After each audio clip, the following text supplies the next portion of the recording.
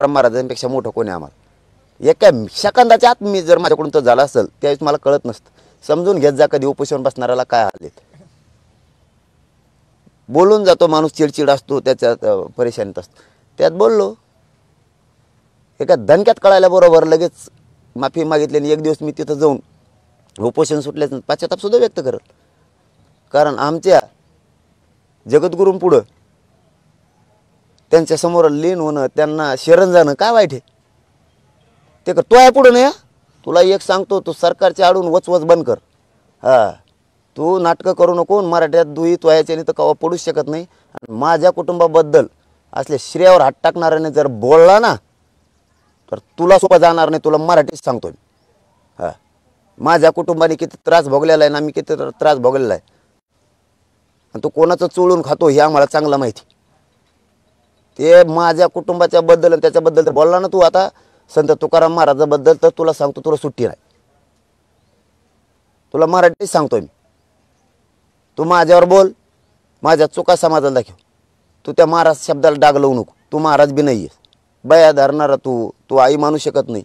आणि तुझ्या आईबद्दल, तुझ्या बहिणीबद्दल, त्यांच्याबद्दल काय नियत असणार आहे तुझी,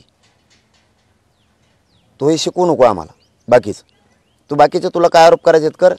तुकाराम महाराजांबद्दल आणि कुटुंबाबद्दल जर माझ्या कधी बोलला नाही इथून पुढं तू, तर तुला सांगतो तुला सोपं जाणार नाही. मग हां, तू माहिती आहे मला, सगळ्या माहिती मिळायला लागल्या. तो आहे आता कुठे ते बंधू आले का नाही तिथं. एक बेंगलोरची माता माऊलीसुद्धा येणार आहे. तिने ते काय केलं आहे म्हणून तिला तर 40 लाख रुपये घेतले. तर असंही कळालं आहे, ऐकू माहिती आहे मला. ती 40 लाख रुपयेसुद्धा घेतले तिने हे बोलायसाठी. म्हणून एवढ्या गाड्या घेऊन मुंबईत जातो. अहो, एका दिवसात याला एवढ्याला चॅनल उपलब्ध होते कसे. मग 19 वर्ष गेले तरी हे चॅनल मला उपलब्ध नाही झाले. 19 वर्ष संघर्ष करतोय मी. तुला एका दिवसात आणि घंटा. आणि सरकारलाही सांगतो आणि तो जे नेत्याबरोबर पळतो त्यालाही सांगतो. आणि शिंदे साहेबाचा प्रवक्ता त्याच्या मागं त्यालाही सांगतो. आणि कोण बडा नेता आहे त्याच्या मागं त्यालाही सांगतो. तुमच्यामुळं, तुम्ही जर याला साथ दिली तर याच्यामुळं तुमच्या पक्षाचं वाटलं होणार आहे. अरे अरे सलाईन कम पळायला लागली कुंकड.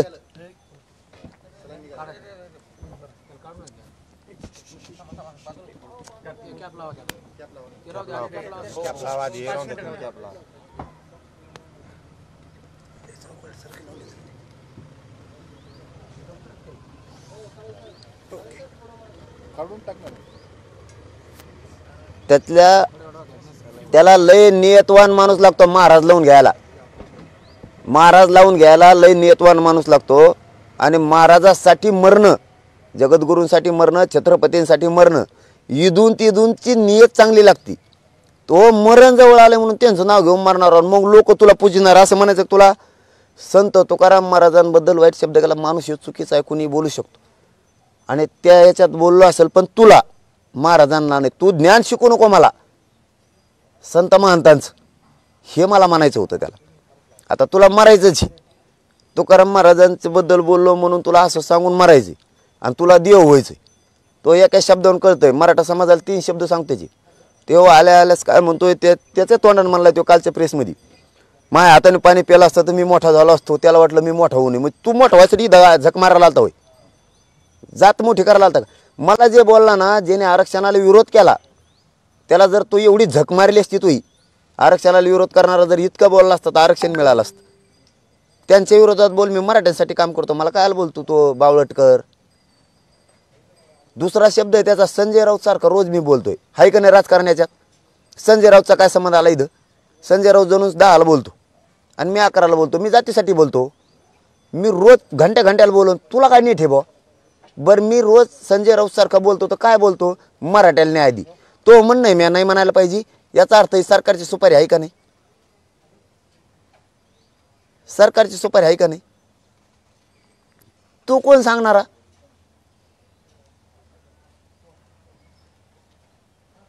हे सगळं नियोजित आहे. एका मिनिटात त्याला लगी लाईव्ह मीडिया बी आला मुंबईचा. भाऊ इथं जिल्ह्याचा गोळा करायला नक्की न वालते आमचे साष्ट पिंपळगावच्या टायमाला. खरं बोलतो मी. आणि तुला मुंबईचा मीडिया एका घंट्यात. त्याची भाषा बघा. माझ्या हाताने पाणी प्यायला असता तर मी मोठा झालो असतो, त्याला वाटतं मी मोठा होऊ नये. संजय राऊत सारखा रोज बोलतो, म्हणजे संजय राऊतचं काय, याचा अर्थ तो देवेंद्र फडणवीस शिंदे साहेबाची सुपारी घेऊन आलाय. लोक जे म्हणते तो 40 लाख रुपये घेतले, खरं असू शकतं, मग आरोप नाही आहे लोकांचा आहे. त्याच्याच गावातले लोक लिहून टाकतात, यांनी विनय भंग केला आमच्या गावात, आमच्या गावात पुरी इज्जत घातली यांनी, पण बड्या नेत्यामुळे हे वाचलाय. यांनी कशाला महाराजाचं नाव लावायचं बरं, कशाला महाराज नावाला डाग लावतो. संत महंत आणि काय टाकतो. आता कुठंतरी मराठा एक झाला आणि संत महंत एक झालेत, ही दोघांची शक्ती भक्ती एक झाली. याच्यातून लय मोठी क्रांती होणार आहे उद्या. तू काय फूट पडतो, तू कोणचा बाबा आहे, तू कोणचा बाबा आहे. सगळे पुण्यातले लोक काय काय तुझ्याबद्दलचे सांगतात, लय पुरावे येणार आहेत त्याचे. थोडं थांब. आणि याच्यामुळे तो मारणार आहे. लय जणांचे पैसे उचकेले जणू त्यांनी कोणत्या तरी शाळेच्या मंदिराच्या नावाखाली, आणि तो याच्यात मारणारच आहे. मग त्याला काहीतरी संधी पाहिजे. तर हे तुकाराम महाराजांना असं बोलले म्हणून मी मरायला बी तयार. तुला कोण मारणार आहे, तुला कोण मारणार आहे, इतक्या नालाय काला. आणि तुला मरून देव व्हायचं असं स्वप्न आहे, तो स्वप्न मी कोण पूर्ण करणार. आणि आमचं ऐकत नाही, त्याला अक्कल नाही. तुला ऐकत नाही म्हणून मला अक्कल नाही, आणि मला अक्कल नाही तर 1.5 करोड मराठ्यांना आरक्षण कसं काय मिळालं आत्तापर्यंत. मराठ्यांवरचा अन्याय बंद कसं काय झाला, जातीवाद कमी कसं काय झाला. जे ओबीसीचं आरक्षण देणार नव्हते म्हणत नाही ते सरळ कसं काय झाले. आणि मला अक्कल नाही तर तू कसा झक मारायला येत होता का त्यांचं सगळं. बच्चे भाऊ संघ कशाला येत होता रे, पिशा घेऊन कशाला येत होता. आमच्या संघ तू काय काय खात होता, कोणत्या हॉटेलमध्ये, कशाला सांगायला नव्हतं आम्हाला.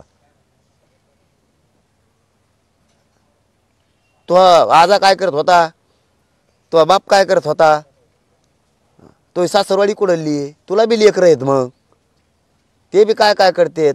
लोक सगळं काढायला लागले, तू कशाला नालायकपणा करायला लागला. तुला मग एवढी सूच नाही फक्त, बाकी नाही. संत तुकाराम महाराजांची आडून तू बदनामी करायचे थांब, कारण तो सरकारची सुपारी घेतलेली. तू सरळ बोल, तुकाराम महाराजांच्या आडून बोलू नको. संत तुकाराम महाराजांना आणि वारकरी धर्माला बदनाम करू नको. तू सरकारच्या ट्रॅपमध्ये येस, तू त्यांची बाजू घेऊन बोलतोस, तू बिनधास्त बोल. तुकाराम महाराजांच्या आडून बोलू नकोस. त्यांच्याबद्दलची मी माफी मागितली, त्यांच्या पुढं मला काय नाक राखडायचं, काय जगद्गुरू पुढं करायचं. मी एक छोटा भक्त आहे त्यांचा. हां, मी शरण जाईल, मला काय करायचं करी. त्यांच्या आडून तो बोलायचं नाही. सरकारकडून तू सरळ बोल, मला काय बोलायचं. दुसरं कुटुंबावर इथून पुढं जर शब्द बी काढा तो, तुला सोपं जाणार. तुला सरळ सांगतो, माझ्या कुटुंबाबद्दल तू सर नाही करू शकत. माझ्या कुटुंबाची, त्यांच्या नकाची बी सर नाही करू शकत. ते कुणी बोलल्याशिवाय बोलत नाहीत. आणि मीडियाच्या बांधवाला विनंती माझी, मी पहिल्यापासून सांगतोय, कुटुंबाला विचारत जाऊ नका. ते भावनिक आहेत बिचारे. हां, ते समाजासाठी पण भावनिक आहेत, आणि एक बाप म्हणून माझ्यासाठी पण भावनिक आहेत. असल्या नालायकाला काय कळणार आहे कुटुंब म्हणजे काय. ज्याला माता बहिणींचाच तो विनय भंग करतो, याला आई काय कळणार आहे. स्वतःची बहीण तरी याला काय कळणार आहे. याला लोकांच्या भावना, समाजाच्या भावना कळूच शकत नाहीत. याला बच्चू कडू संपवायचे आहेत.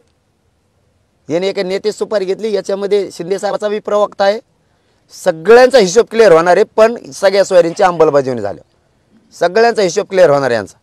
आणि ह्या असल्या चिल्लर लोकांमुळं, बांडगुळामुळं ह्या महाराज नावाला डाग लावायला लागले. ते सरकारला एवढं तरी अक्कल पाहिजे. सरकारला डाग लावायला लागले. मराठा समाज उलट असल्यामुळं सरकारवर रोष व्यक्त करायला लागलाय. किती भंगार सरकारने हाताखाली धरून माझ्यावर ट्रॅप रचलाय. बरं, ट्रॅप रचायला मी केलंच काय, मला हे कळत नाही. मी काय वाईट केलं, काहीच नाही. त्याच्यामुळं मी तुम्हाला कालच सांगितलं होतं, याच्यावर मला प्रश्न विचारू नका. इतक्या नालायक हे महाराजच नाही. कारण देऊचे, आळंदीचे महाराज लोक सुद्धा आता सगळा खूप पुरावे, मी बोलायला नाही पाहिजे आत्ताची पुरं येऊस तर सगळेजण त्याच्यावरती पुरावे देणार आहेत. कोणत्या दर्यावर हे, कोणत्या डोंगरावर का कशावरती.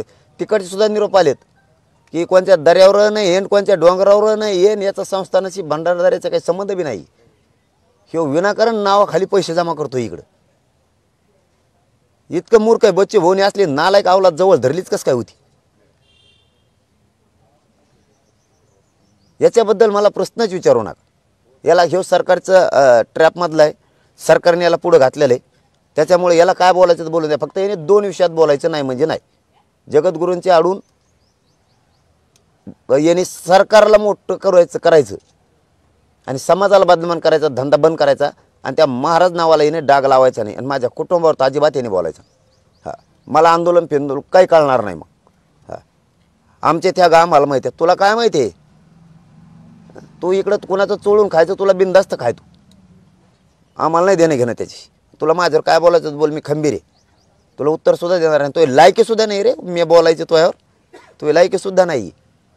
फक्त तू तुकाराम महाराज आडवे आणलेस याच्यात म्हणून। 20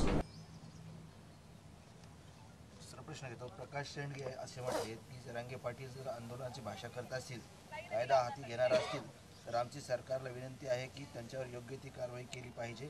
आणि दुसरं असं आहे की कायदा हाती घेणाऱ्याला सरकार जशास तसं उत्तर देईल, नेत्यांना मतदान करण्यापासून की मागण्यापासून रोखणारे जरांगे पाटील कोण, असं प्रकाश शेंडगे म्हटले। कायदा आम्ही हातात घेतला नाही, कायदा आम्ही हातात घेणार बी नाहीत, पण मागणीपासून 1 इंच बी हटणार नाहीत। के पाटील असं म्हटले की जरांगे पाटलांनी काय करावं त्यांचा प्रश्न आहे, परंतु ओबीसीतून आरक्षण देणं शक्य नाही। त्यांनी सुरू केलेल्या चळवळीला संपवण्यासाठी तेच कारणीभूत ठरतील। तुम्हीच ठरणार आहेत म्हणा, तुम्ही कोणाला पुढं घातलंय हे मला माहिती, तुमचं नाव नका घ्यायला लोक। हां, ओबीसीतून आरक्षण देण्यासाठी दवाखान्यात तुम्हीच आले होते। हो, या प्रमाणपत्राला बाधा नाही तुम्हीच बोलले होते। आणि विखे पाटील साहेब तुमच्याकडून अपेक्षा नाही, तुम्ही मोठे नेते, तुमच्या वडिलांचं योगदान या महाराष्ट्रासाठी, सरकारला वाचवण्यासाठी काही बोलू नका, एक महाराष्ट्राचा नागरिक म्हणून सांगतो। ट्रॅपमध्ये कोणते कोणते नेते मंत्री आहेत माहिती आहे आम्हाला, चळवळ आमची संपत नाही, तुम्ही संपवण्याचा घाट घातलेला आहे। तुम्ही माणसं पेरले 16-17 जण, तुमच्या उपमुख्यमंत्र्यांनी आणि त्यांनी, सगळ्याला सगळं माहिती आहे। मग तुम्ही फक्त हे गोडीना आणि व्यवस्थित आंदोलन हाताळा, नाटकं नका करू, व्यवस्थित हाताळा आणि सगळ्या सोयरीची अंमलबजावणी करा। मराठा तुम्हाला सुद्धा डोक्यावर घेऊन नाच, काड्या करू नका, तुमच्या वडिलांचं त्याचं मोठं योगदान आहे, मुद्दाम तुम्हाला आठवण करून द्यायला लागलो। हां, मला राजकारण करायचं नाही म्हणून तुम्ही सगळ्या सोयऱ्यांच्या बद्दल ही करा, चळवळ मोडायच्या भानगडीत पडू नका, मी मोडणार नाही, तुम्ही मोडणार आहेत चळवळ। आणि हे मराठ्यांच्या लक्षात आलेलं आहे ह्या कालच्या प्रकरणापासून सुद्धा। हे तुमच्या जिल्ह्यातलं उभं राहिलं आहे बावळटकर, कोण हे भंगार बोच्याचं कोंकडून आलं, महाराज नावाला कलंक अवलादी, काही बोलतोय कोंकड, पण असे पाठबळ पुरायचे शिकलात काय तुम्ही? हे शिकवितात तुम्ही लोकांना, कार्यकर्त्यांना, तुमच्या जिल्ह्यातल्या लोकांना हे शिकविता का तुम्ही आंदोलन मोडायसाठी? तुम्ही येडे समजता का मराठ्याला? मराठे तुमच्या विरोधात जाऊ देऊ नका। पाटील साहेब, सकाळपासून आम्ही तुमची तब्येत बघतोय, तुम्हाला उठता येत नाही, बसता येत नाही, तुम्हाला 2 जर धरून अक्षरशः घेऊन गेलेले आहेत। अशा परिस्थितीमध्ये सरकार सकारात्मक आहे असं वाटतंय का तुम्हाला? तुमच्या तब्येतीला घेऊन मला समाजच महत्त्वाचा आहे ना, तेच म्हणतो ना मी। सरकारचं म्हणणं काय आहे, याने 10% आता स्वीकारावं, जसं आता विखे पाटील म्हणले तसं। नसता चळवळ संपविणारी मी, याचा अर्थ उलटा करायचा आहे, हे चळवळ संपविणार आहेत नाहीत, हे असं करणार आहेत। यांचं म्हणणं आहे 10% घ्या, नसता आम्ही ते जिल्ह्यातलं उठलं ते बावळटकर तसे उठणार आहेत बोलायसाठी तुझ्या विरोधात। याचा अर्थ असा आहे, म्हणजे सरकार जाणून बुजून तुमच्या उठविणार, तब्येतीचं तर देणं घेणंच नाही। मी मराठ्यांसाठी आणखीन लढतो, ओबीसीतून आरक्षणासाठी पुन्हा बाजी लावली मी, मला काय हलवत आहेत ना मला माहिती आहे, तर डॉक्टरला माहिती आहेत, आणि पत्रकारिता सोडून बोलायचं ठरलं तर तुम्हाला माहिती। हे यांना सहन होत नाही, यांना वाटतं ओबीसीतून आरक्षण आता ते सगळ्या सोयरीची अंमलबजावणी करायला लागणार आहे, मग याला तेच स्वीकारायला लावायचं। मग ट्रॅप रचिलाय या असल्या नालायकांच्या हाताने, हे 2-4 जणांच्या, की ह्यो असंच म्हणतो, संताल तसंच म्हणतो। तुला म्हणलो रे, संताल नाही म्हणलो, तू शिकू नको म्हणलोय। वारकरी धर्माला मानणारी अवलादी, हिंदू धर्माला सुद्धा मानणारी अवलादी, हिंदू धर्माला सुद्धा मानणारी अवलादी, आणि जातीवर सुद्धा प्रेम करणारी। पण पाटील साहेब, तुमची तब्येत चांगली असली पाहिजे, हे आंदोलनासाठी तेवढंच गरजेचं आहे। त्यामुळे सरकारने तुमच्या तब्येतीबद्दल म्हणजे विचारपूर्वक तब्येतीबद्दल तुमच्या काही घेतलेलं नाही आहे, लक्षात घेतलेलं नाही, किंवा तुमच्या ज्या आजची सकाळची परिस्थिती आम्ही पाहिली, तुम्हाला चालता देखील येत नव्हतं, मग सरकारने या आता तुमच्या तब्येतीकडे लक्ष दिले गेलं पाहिजे अशी मागणी होत आहे. त्यांची तब्येतीकडे लक्ष नाही आहे माझ्या. त्यांचं लक्ष हे यांनी 10% स्वीकारावं हा म्हणावं. समाजाने त्यांना पाहिजे तेवढा गुलाल उधळलेला नाही. ही सगळ्यात मोठी पोटदुखी आहे त्यांची. जेवढा आनंद व्यक्त करायला पाहिजे होता तेवढा समाजाने केलेला नाही. ह्यो जर म्हणला 10% मान्य, तर उद्या गुलालाचे ढिगलं पडतील. आणि ह्यो जर 10% ते मान्य करत नसला आणि सगळ्या सोयऱ्याचीच अंमलबजावणी करण म्हणणारा असला, तर त्याच्या जवळचे जेवढे आहेत किंवा महाराष्ट्रात एक 16-17 जण तयार केले त्यांनी, हे मराठ्यांना सांगतो मी, तुम्ही याच्या विरोधात बोला, याला बदनाम करायला सुरुवात करा. आणि मग ही कालची सुरुवात आहे. तुला काय पाहिजे, मिळ्या पाहिजे का, चल निघ मुंबईला, 1 मिनिटात तयार आहे. 1 मिनिटात तयार आहे. कालचं मराठ्यांसाठी उदाहरण.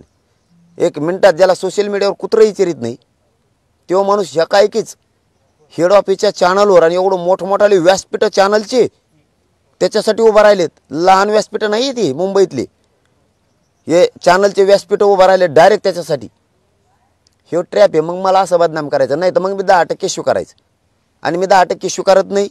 समाजाला ओबीसीतून आरक्षण पाहिजे सगळ्या सोयऱ्यांचं. ही चूक आहे का माही? मग तू हेच मराठ्याकडून बोल ना, त्यांच्याकडून बोलूस तर किती दिवस पैसे पुरते तुला ते. आणि तो लेकरं बागळा वाकडे तिकडे होते ना मराठ्या लोकांचं खाल्ल्यावर, आणि मराठ्याला बदनाम करायला गेल्यावर शाप लागन ह्या लोकांचा तुला. तो महाराज नावाची तर काढीच लागन, पण तो लेकरं सुद्धा वाकडे तिकडे होतील असं खाल्ल्यावर. हे गोरगरिबाचं मी माझं पूर्ण जीवपणाला लावलाय ह्या समाजासाठी.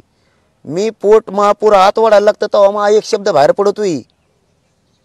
तू माझ्या त्यागाबद्दल माझ्या ज्ञानाबद्दल बोलूच शकत नाही. परत शेवटी काय म्हणता येते त्याला, म्हणता अक्कलच नाही. आणि परत शेवटी काय म्हणतो, तेवढं शातीर आहे. अरे तू कोणचं तरी एक बोल, म्हणजे एक हुशार आहे म्हण. तू किती नालायक घे तू. कोणची पायदाशी यार तू, ही कोणची पायदाशी यार तू. तू इतका मूर्ख. महाराज नाव घेऊन जाल मला एवढं वाईट वाटलं काल, की तू संत तुकाराम महाराजांच्या आडून मला संपवायला, म्हणजे माझ्या जातीला संपवायला. आणि तू मरणार आहेस. तू म्हणून तुम्ही मला मारणार आहेत. तू मरणार आहेस. मारणार नाही तुला कोणी. फक्त तुला तुकाराम महाराजाचं नाव घेऊन तुला एक असं नाव ठेवायचं की तुकाराम महाराजांसाठी एक जण मेला. तुकाराम महाराजांना न्याय द्यायसाठी. अरे आम्ही खबीर आहेत ना महाराजांना न्याय द्यायला. बोलून देईन त्यांच्या विरोधात कुणी बी. आमची पायदास कशाला आहे. कोणात हिंमत आहे ना देशात तुकाराम महाराजांबद्दल, जगद्गुरूंबद्दल बोल म्हणा. आम्ही छातीचा कोट करतो ना. तू कोणचा बोच्याचा महाराज आहे रे. दर्पण जाऊ नये. बायांचा आई बहिणीची छेड काढतो तू. तुझ्या बहिणीबद्दल आईबद्दल तर तुझी काय भावना असणार आहे. कशाला जन्मालाच त्यांच्या पोटी असले अवलाद जन्मू नये. त्या आईबापांनी याला शिकवा. त्याच्या आईबापानं त्याला कशाला जन्माला आमच्या पोटी म्हणून तू असली अवलाद. मराठी एक झालेला बोलतो तू. ज्याने मराठी एक केले, ज्याने मराठ्यांना न्याय दिला, ज्याने रात्रंदिवस खस्ता खाल्ल्या, 24 घंटे घराच्या बाहेर आहे साहेब मी. तू एक दिवस घराच्या बाहेर नसतील. गोवाधडी सोडून आला अशी गोवाधडीत मुत तूच घरात. मी 24 घंटे 6 महिने झाले या मराठीच्या लेकरा मोठे व्हा म्हणून घराच्या बाहेर आहे. आणि तू माझ्या लेकरांबद्दल बोलाव, माझ्या मराठा समाजाबद्दल, माझ्या कुटुंबाबद्दल, आणि तो बोलाव. तुला 2 गोष्टी सोड नाही भाऊ. जगद्गुरू तुकाराम महाराजांच्या आडून सरकारने तुला सांगितलं याची बदनामी कर, याला 10% स्वीकारायला लाव. फक्त संत तुकाराम महाराजांच्या आडून बोलू नकोस. आणि माझ्या कुटुंबावर तो बोलायचा नाही. मग तू किती रोज पैसे घे, आणि रोज ज्या धाब्यावर जाऊन, ज्या मोठ्या हॉटेलवर जाऊन प्यायची तुला भारी, ती तुला कोणची लागती ती 25 का 35 हजाराची ती पी. नाही तर हातभट्टी पी तांब्या भरून. एका तांब्यात माणूस नीट होतो असं लोक म्हणतात. तू ते नीट होय. मला देणं घेणं नाही. आज याच्यानंतर मला खरं सांगतो तुम्हाला, आजच्या नंतर याच्यावर प्रश्न विचारू नका ह्या नालायकावर असले. फक्त त्यांनी सरकारची जी सुपारी घेतली, आता त्याला प्रामाणिकपणे ते काम करणं आहे. बदनाम करायचं. मराठा ठरविल. तू काय बोलतोय ती चुकीचं जर मी वाटतो, मराठा समाज मला बाजू सरकीन एका सेकंदात मी बाजू सरकवतो.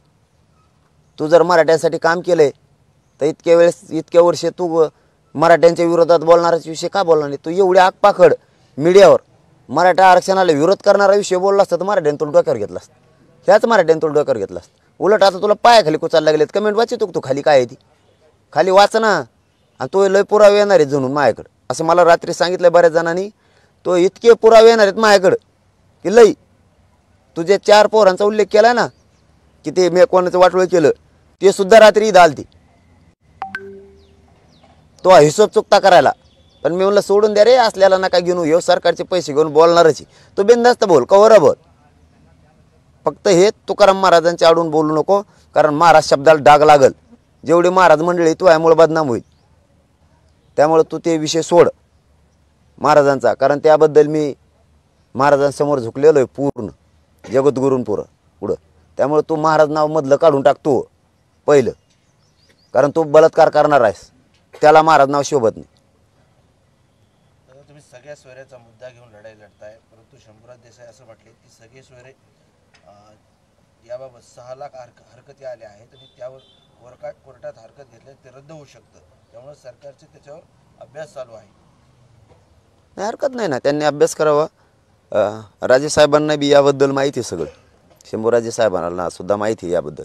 सगळा सोयरा किती ताकदीनं घेतलेला आहे त्याच्यावरती 15 दिवस सरकारच्या लोकांनी अभ्यास केलेला आहे. आता अभ्यास करायची गरज नाही, सरकारच्या लोकांना अभ्यास केलेला आहे, तेव्हाच तो शब्द त्यांनी बाहेर काढलेला आहे. हे राजेसाहेबांना मी आठवण करून देतो.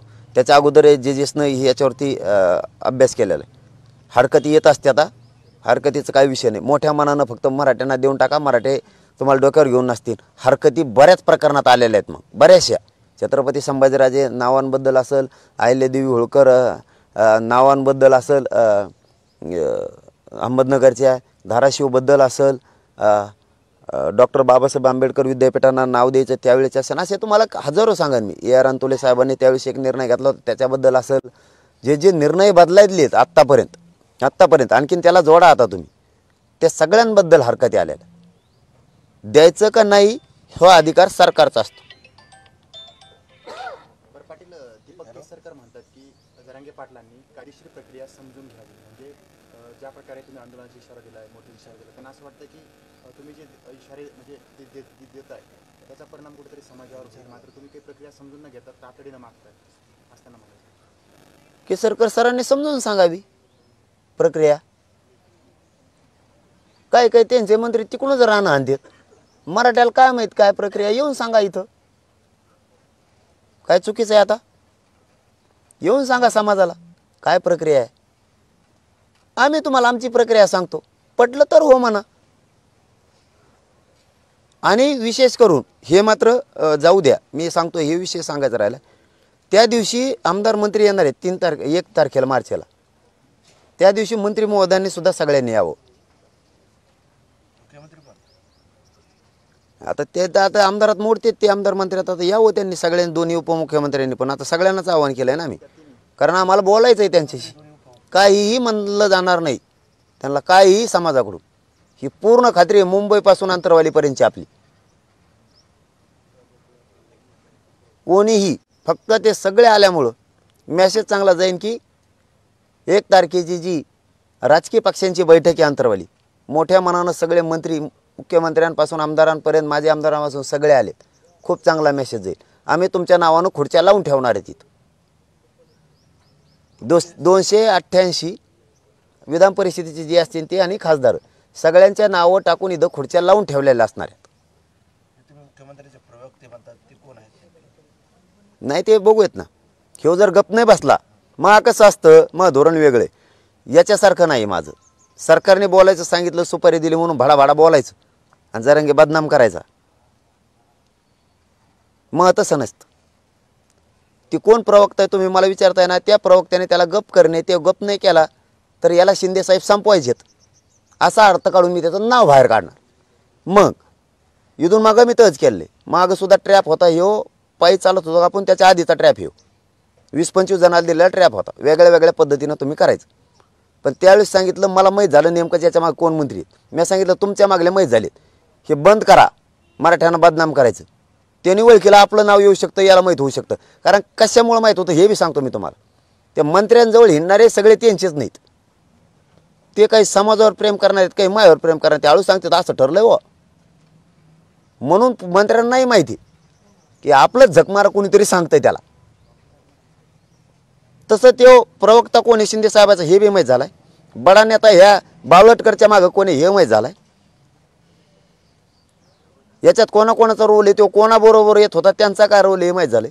तो गप बसला तर आई नाही त्याचं नाव, कारण ह्यो तरी त्यालाच उचकितोयच म्हणून त्याचं नाव समाजापुढं त्या प्रवक्त्याचं आणण्याची, कारण त्या प्रवक्त्यामुळं मुख्यमंत्री बदनाम होणार आहेत. मुख्यमंत्री समाजातून उठणार आहेत, उपमुख्यमंत्री सुद्धा समाजातून उठणार आहेत, कारण हे त्यांनी रचले. मोठा हात असल्याशिवाय चॅनलचे एवढे व्यासपीठ उपलब्ध होऊच शकत नाहीत. पाटील, तुम्ही पाहता विरोध वाढत चाललाय. संगीता वानखेडे नावाची एक स्त्री आहे, ती सुद्धा विरोध करते की पाटलांनी मला कधी विचारलं नाही, मला बरोबर शिव्या देण्यात आल्या होत्या, समाज त्रास देत होता, इतर समाज त्रास द्यायचे. नाही ते मला माहीत नाही. त्यांना त्रास झाला असेल तर त्यांना त्रास देणारा हिशोब होईल ना. असं कसं? त्यांनाच नाही, मी मागच सांगितलेलं आहे. महाराज लोकांना सुद्धा त्रास दिलेला आहे मधल्या काळात, त्यांनी पाठबळ दिलं म्हणून. आता आम्ही आंदोलनात गुंतलेलो आहे सध्या, हे समजून घ्यायचं. महाराज मंडळीने घेतलं तसं मराठा समाजाने समजून घ्यायचं. तोवर त्रास सहन करायचा. मी करतोय, मला सुद्धा शिव्या दिल्या, तुम्हालाच नाही.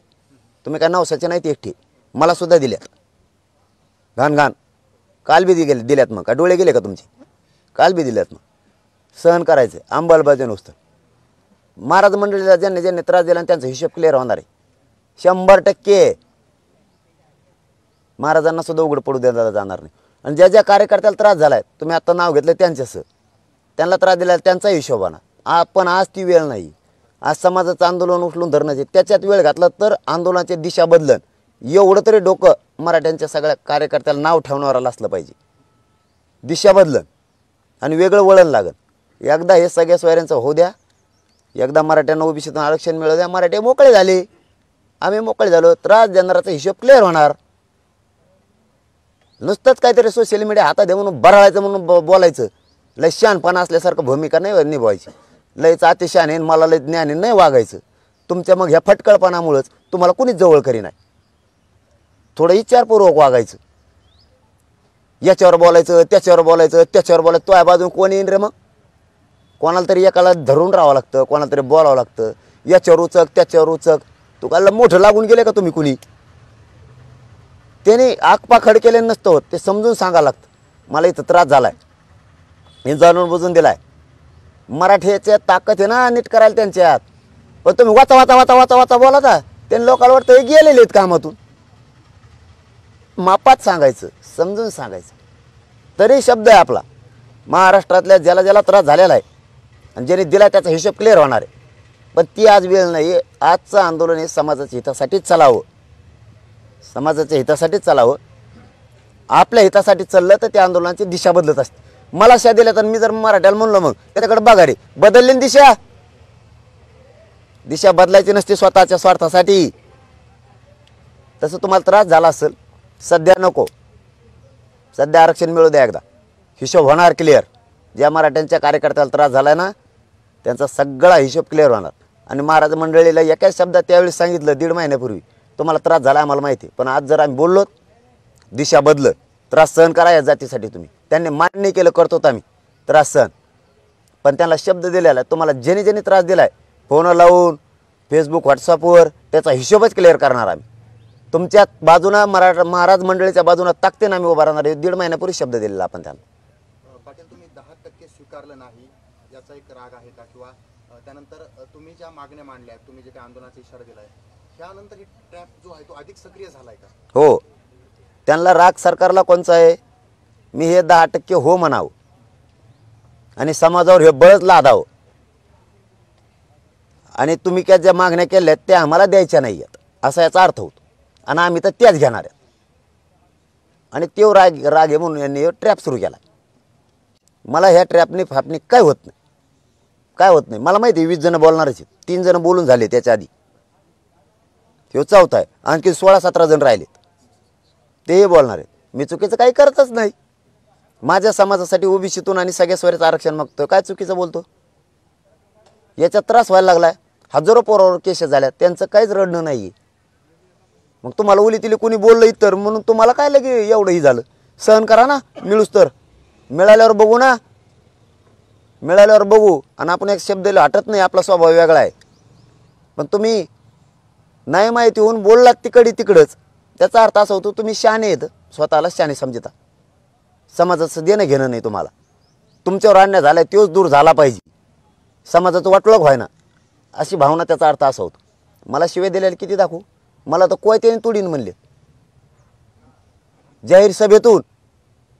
हे येवलेचं ते गप्प बसलो का नाही? माझ्या तर कुटुंबापर्यंत गेले हे येवलेचं, गेलाय का नाही सगळ्या महाराष्ट्राला माहिती. तरी मी माझ्या स्वार्थासाठी समाजाचा वापर नाही केला. मग तुम्ही बी तर सहन करा ना जरा समाजासाठी. जमाना काय घेऊ ना बदला, हिशोब क्लिअर होईल. त्याच्यात हजारो पोरावर केसेस झाल्यात, तरी पोरं सहन करतात आज समाजासाठी. एकही आगपाखड करत नाही. हजारो राज्यात केसेस झाल्यात, ते म्हणते जातीसाठी झाली, बघू आरक्षण मिळाल्यावर. याला म्हणतात मराठ्यासाठी आंदोलक. काही असली माझ्या हाताने पण नाही पेलं, सरकारचं ते बावळटकर आणलंय कुठून येडपट बोचायचं ती, आणि माझ्या हाताने पण पेला मग पेला असतात मी मोठं झालो. तू मोठं व्हायसाठी आलो होय झक मारायला इकडं तिकडं. चांगलं कीर्तन सांग ना, गाथा वाचव, मोठा महाराज होय, चांगलं काम कर जातीसाठी. हां आई बहिणीला छिडितो, तू मोठा होतो का? आणि ते आई बहिणीला छेडलेलं पाप धुवून जायसाठी महाराज लावलो तो मधी, तो ह्या नावाच्या मधी. आई बापाने याला घराच्या बाहेर काढायला पाहिजे, असली पैदाच घराच्या बाहेर हाकलून द्यायला. हे मारणारच येईन, लैर उच केले जणून लोकांचे. फक्त ह्या नावाखाली मारायचं याला. आम्ही नाही मारित त्याला, तेच मारणार आहे. ते महाराजांनी असा देखील आरोप केला, तुम्हाला एक फोन आला आणि तुम्ही आंदोलन सुरू केलं, सरकारला बदनाम करण्यासाठी हे सर्व सुरू आहे असं. त्याला काय अक्कल आहे का? त्याला काय अक्कल आहे का? अरे कोणाचा फोन आला ना, एक काम करा ना, मग सगळे ट्रॅपवर आहेत फोन माझ्या शेजारी, तुमच्या सहित पत्रकार असून बी माझ्या संग काय बोलावता, तुम्ही मला काही ज्ञान शिकता का? तसे मग बी 100-150 काढ की. तो आता बापच झालाय तो सरकारचा सध्या. आता 2-4 दिवसासाठी फक्त मीडियावर बोलायला सांगितले तुला. मग आता यंत्रणा कोणाच्या हातात आहे? सायबर क्राईमला काढायला लावा. मला जर एखादा नेता म्हणला ना तू आंदोलन कर, या क्षणाला उठतो मी इथून, या क्षणाला उठतो. काय पाहिजे आणखी? काय तो काय शब्द बोलावा बिट्यानू? मी म्हणतो याला सरकार मोठं करणार आहे आणि याला कुचिणार बी. बघ म्हणा तो होत आहे का नाही. तू आपला शब्द ध्यानात ठेवतो. तो वापर करायचा तर वापर करणार, तो मुंडक्यावर आपटिणार असं वरून टांगड्याला धरून खाली. बघ तू मग हा शब्द ध्यानात ठेवतो. तो उलट मराठ्याच्या बाजून पाहिजे होता तू, जर मराठ्यासाठी काम केलं तर. आणि तो बलात्काराचे पाप धुवायसाठी मग आरोप करायला लागला काय तू? याची येड पडतोय दलिंदर जाऊन सगळ्या दुनियेचं तू. पाटील, आंदोलनाची दिशा भरकटवण्यासाठी अशा लोकांना जाणीवपूर्वक पेरलं जातंय का, किंवा हे होतंय का? आंदोलन भरकटत नसतं. मी मायबाप मानलंय, यांना मायबापच मानलंय, त्याने मला पोरग मानलंय. आणि मी वाईटच काय केलं त्यांच्या नजरेसमोर म्हणून ते मला सोडणार आहेत. त्यांना सरळ दिसतं नाही काय वाईट केलंय. 1.5 करोड लोकांना आत्तापर्यंत न्याय दिलाय. मराठ्यांवरची जी दहशत होती ती पुरी निघून गेली. 3री गोष्ट मराठी एक झाली. 4थी गोष्ट आयोग वाढला. 5वी गोष्ट 10% आरक्षण बी मिळालं. ज्याला घ्यायचं त्याला व्हायला पण मिळालंच. मुलींना मोफत शिक्षण झाले. कित्येक तरी पोरांना नोकऱ्या लावल्यात. मी ते ईबीसीतून बाहेर काढलेल्याला 63,000 शिक्षकांचा प्रश्न सोडलाय. अरे माझ्या ध्यानात सुद्धा नाही इतकं कामं केलेत. कोपर्डीचा अर्ज सुद्धा करायला लावलाय. काहीतरी सांगावं मलाच माझ्यात लक्षात नाही. हे वाईट काम केलं का मी? आणि तू सांगतो ते चांगलं आहे का? माझ्या हाताने पाणी प्यायला पाहिजे होतं, मी मोठा झालो पाहिजे. तू मोठा व्हायसाठी पाणी प्यायचं का मी? हे ट्रॅप आहे का? आणि हे बोलणार तू जगद्गुरू तुकाराम महाराजांच्या आडून, त्यांचा आसरा घेऊन. एवढ्या मोठ्या जगद्गुरूचा आसरा तू घेणार मराठी संपवायसाठी आणि सरकारचं ऐकायसाठी? सरकारने 10% मी मान्य करावं म्हणून तो एवढा मोठा आसरा घेणार? काय नालक पायदा जन्मल्या आईबापाच्या पोटी तोही. पण या लोकांना काय सल्ला द्या? काही सल्ला फल्ला काय नाही. फक्त जगद्गुरूंच्या आडून सरकारचं स्वप्न तो साकार करायचं नाही. तू सरळ बोल माझ्यावर. आणि ते आरोप करणार आहे मला माहिती कवर. हे आंदोलन सगळ्या सोयऱ्या बाबा सुरू आहे. मी उद्या म्हणून द्या सगळ्या सोयऱ्यांच्या बद्दल आंदोलन नाही करायचं, ह्यो परदेशीच बंद झाला पाहिजे. कारण ट्रॅपच संपला. याचा अर्थ होतो 10% स्वीकारलं. आणि मी तर तुला सांगतो, मी तर बरंच तर हटत नाही बरं ओबीसीच घेतल्याशिवाय. तुलाच नाही सरकारला सांगतो. तुला ज्या बापाने उभा केला ना, तुला बाप जो झालाय ना, त्याला सांगतो ओबीसीतून घेतल्याशिवाय सुट्टीच नाही. ट्रॅप आणि फ्रेप तर मोजीतच नाही मी. आणखीन 16-17 जण आहेत दादा. आणि त्या 16-17च्या मागचे बी मंत्री आमदार मला माहिती आहेत कोणी. मी बी टप्प्याटप्प्यात नावं बाहेर काढणार. या क्षणाला तुम्ही म्हणतायत की अजून 16-17 जण आहेत, त्यामुळे आता कट कारस्थानीची भीती तुम्हाला समोर दिसते का? नाही, फक्त माझी जी अस्मिता आहे, मी ज्या समाजाला मायबाप मानतो त्यांच्या आडून लपून आणि ज्या वारकरी धर्माला मी मानतोय त्यांच्या आडून लपून माझ्यावर वार करू नका. सरळ वार कर, त्यांच्या आडून लपू नको. त्यांच्या आडून वार केला की माणूस भावनिक होत असतो की माझा वारकरी धर्म संप्रदाय बदनाम नाही झाला पाहिजे. तिथं माणूस मागं सरकत असतो. छत्रपतींच्या आडून वार कर, तिथं माणूस मागं सरकत असतो की माझा राजा बदनाम नाही झाला पाहिजे. जनतेच्या आडून बोलायचं, माझी जनता बदनाम नाही झाली पाहिजे, तिथं मी मागं सरकतो. असले वारं नको करू. तुला जी सरकारची भूमिका करायची, तुझे बाप सरकारला मानले, तो हा बाप सोडून तो स्वतःचा, तर तू मान रोज, काय हरकत नाही. कारण मी वाईटच काही केलेलं नाही. तुम्ही गुन्हे मागे घेतले नाही. मागे तुम्ही एकदा बोलला होता की आम्ही देखील मग अपील करूयात, आमच्यावर देखील अन्याय झाला ह्युमन राईट्समध्ये. बघूया, देवेंद्र फडणवीस साहेबांवर विश्वास आहे आमचा. आणखी नाही घेते गुन्हे अंतरवालीसह महाराष्ट्राचे मागं, त्यांचा शब्द आहे, घेतील ते. नाहीतर मग ओढू, आदेश देणारा सहमती ओढू. ओढणारच, सोडणार नाहीत आम्ही सुद्धा. 650 पोलीस जातोय त्याच्यात, आदेश देणारा सहित, आदेश देणारा सहित. आदेश देणारा मंत्री बी आम्हाला माहिती, आदेश देणारा मंत्री माहिती. आणि त्या मंत्र्याने कोणाला विचारलं असं देऊ का ते माहिती. गृहमंत्र्यापासून सगळे वाढणार आम्ही मध्ये. मग तुम्ही 2 दिवसाचा अल्टिमेटम दिला होता की सरकारला, या 2 दिवसाचा काळ, मग त्याचं काही तुम्हाला सरकारकडून काही संपर्क नाही, काहीच नाही. संपर्क नाही, करा नका करू, सगळ्या सोयऱ्यांची अंमलबजावणी पाहिजे. त्याशिवाय माझा मराठा हटत नाही. 24 पासून आंदोलन सुरू, शांततेत.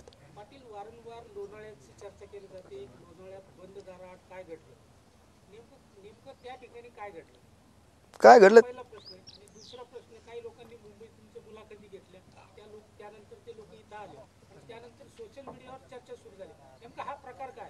काय चर्चा झाली मुंबईतली?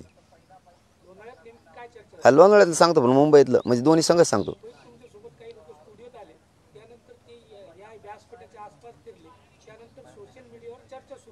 स्टुडिओत मुंबईत गेलोच नाही मी.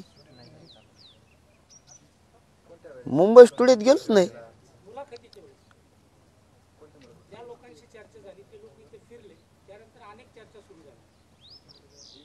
मला प्रश्नच नाही कळाला, पण पहिल्याच आधी उत्तर देतो. लोणावळ्यात काही झालं नाही. लोणावळ्यात रात्र होती आणि लोणावळ्यात इतका गारा होता भयानक. आणि मी असा वाळकोंचा माणूस, आपल्याला नाही सहन होत. आणि तिथं नाही व्यासपीठ बोलायला. मी तिथं म्हणलो आपण समाजात चर्चा करू. तिथं आलेले फक्त अधिकारी होते, मंत्री नव्हता. ते म्हणले सरकारनं पाठवलं आहे, असा ड्राफ्ट आहे सगळ्या स्वाऱ्यांच्याबद्दल, याची अंमलबजावणी करतो. तुम्ही इथून पुढं सरकारची गरज पडणार नाही तुम्हाला, इथंच सुद्धा म्हणले होते, करून देतो. मीडियातच बातम्या आल्या. मग त्यांच्याशी मी चर्चा केली. म्हणलं हे ड्राफ्टच मला मान्य नाही राव, पण आपण बाहेर चर्चा करू. तेवढ्यात बाहेर 20-25 हजार पोरं बसलेली होती. त्यांनी एक घोषणा अशी दणकून दिली. ते म्हणले बाहेर नको व्हा, त्यांची पातळच झाली त्या अधिकाऱ्याची. ते म्हणले काय बोलायचं आताच बोलू. आणि आतलं मान्य नाही झालं, ते बाहेर येऊन सांगितलं. आणि काय ते व्यासपीठ नसल्यावर 4 भीतीत नाही बोलावं. आता खोली 4 भीतीत नसतील, केवढीची असते. आणि बरं मी तिथं मॅनेज झालो, मग मागच्या दारातून घरी आलो असतो का नाही. मुंबईला काय पुढं, मुंबईला काय पुढं. आणि मग तिथं मॅनेज झाल्यावर अधिसूचना घेईन का? कायद्यात बदल करण्यासाठी अधिसूचना घेईन का राज्यपालची? तसाच माघारी येईन ना मग. आणि आता अंमलबजावणीसाठी फाईट आहे. अहो साधा प्लॉट जरी खरेदी करायचा असला जमीन, तरी 15 दिवसात जाहीर प्रकटन द्यावं लागतं. मग कायद्यात दुरुस्ती करायची त्यांना 15 दिवसात जाहीर प्रकटन द्यावं लागतं. किंवा ट्रॅप आहे दादा. सरकारने तुम्हाला आणि इथं उपोषणाला बसेन का मग मी? त्याच्यानंतर येऊन जीव जाळून मरण काही दात. आता काय होतं माहिती आहे, काय काय सुचलंय आत शरीरात. अधिसूचना काढली सरकारने, मात्र अंमलबजावणी होत नाही. काय अडचणी असतील सरकारला, तुम्हाला काय वाटतं की अंमलबजावणी करण्यासाठी, कायदा करण्यासाठी अशा काहीच अडचण नाही. त्यांना ते 10% मराठीवर थोपवायचं. आणि मी ते थोपू देत नाही, म्हणून ते मला आता दुश्मन मानायला लागले. आणि दुश्मन मानून याला संपवायचं काही करून आता, ही त्यांचा डाव आहे. आणि मराठीच ते संपवून देत नाहीत. त्यांचं दुसरं एक स्वप्न होतं, 10% दिल्यावर या राज्यात भयंकर आमचा उदो होईल. झाला नाही. मग आता पोटदुखी राहणार ना, असं काय करता? एवढं मोठं राज्य आहे, एवढी मोठी प्रतिष्ठा आहे त्यांना, आणि एक मराठा त्यांच्या बाजूने बोलाना. त्यांचे सुद्धा कार्यकर्ते त्यांच्या बाजूने बोलानात. त्यांचे कार्यकर्ते त्यांच्या बाजूने गुलाल टाकीनात. अहो साहजिक अपमानच हे नाही हो. मराठ्याला ते आरक्षणच मान्य नाही. मग हे कोणामुळे हे तर माझ्यामुळं. मग याला आता बदनाम करा. पैसा विषय आपल्यापासून चिल्लर असतो. दुसरी गोष्ट सगळे साधनं हे सगळे ऐकण्यातले सरकारचे आहेत. मग हे उपलब्ध करून द्या त्यांना, बोलून द्या बिनधास्त. मग ते आपल्याला लागले बिनधास्त बोलायला. पण चूक समाजाला दिसणार ना माझी. समाज कवा माझ्यापासून लांब जाईन मग चुकत दिसत नाही. धन्यवाद. चला. आणि त्याच्यावर विचारित जाऊ नका आता. ते ते ही येते त्याला सरकारनं विकत घेऊन त्याला सुरू केलं. आणि असं केल्यामुळं सरकार काय होणार आहे माहिती आहे तुम्हाला. सरकार त्याच्यामुळे डॅमेज होणार आहे पुरं. आणि तो जे नेत्यासंघ फिरला तो डॅमेज होणार आहे. त्यासंघ कोण प्रवक्ता उभा राहिला तो बी मराठ्यांच्या नजरेतून पडणार आहे. आणि ज्या प्रवक्त्यानं आणि ज्या बड्या नेत्यानं नगरच्या त्याच्या पाठीमागं हात ठेवला आहे तो नेतासुद्धा हा शेतकरी नेता बी त्याच्या मागे एकूण तरी ते बी त्यामुळं तो सरकारला 100% संपवणारी मोठी जात आहे मराठीची. ही जात तो सरकारपासून लांब घालणार आहे. मग सरकार करायला गेलं मला बदनाम.